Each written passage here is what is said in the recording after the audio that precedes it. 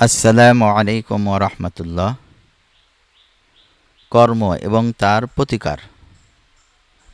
১ number, যে দুধ বিক্রি করে সে মানুষের দুয়ারে ঘোরে, আর যে মদ বিক্রি করে মানুষ তার দুয়ারে ঘোরে। ২ নাম্বার, ধনীরা মসজিদ মন্দিরের ভিতরে ভিক্ষা করে সৃষ্টিকর্তার কাছে, আর গরিবরা মসজিদ মন্দিরের বাইরে ভিক্ষা করে পাবলিকের কাছে।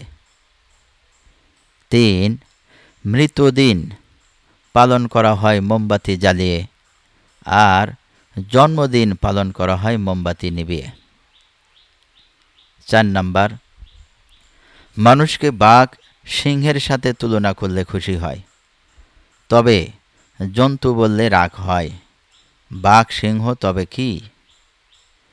৫, ২০ বছর একটানা পড়লেও পড়ালেখায় মানুষের নেশা হয় না, অথচ ২০ দিন ধূমপান কিংবা বাজে নেশা করলেই তাতেই মানুষের নেশা হয়ে যায়।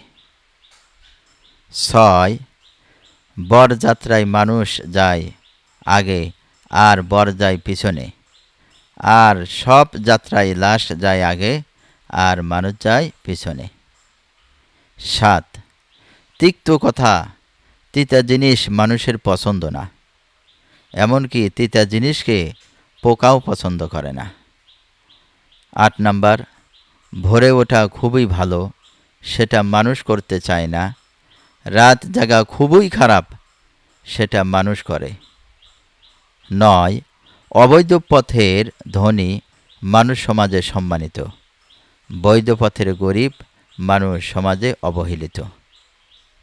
সম্মানিত ভিউয়ার্স, আমরা চ্যানেলটি সাবস্ক্রাইব করে দিব এরকম সুন্দর সুন্দর উপদেশগুলো শোনার জন্য।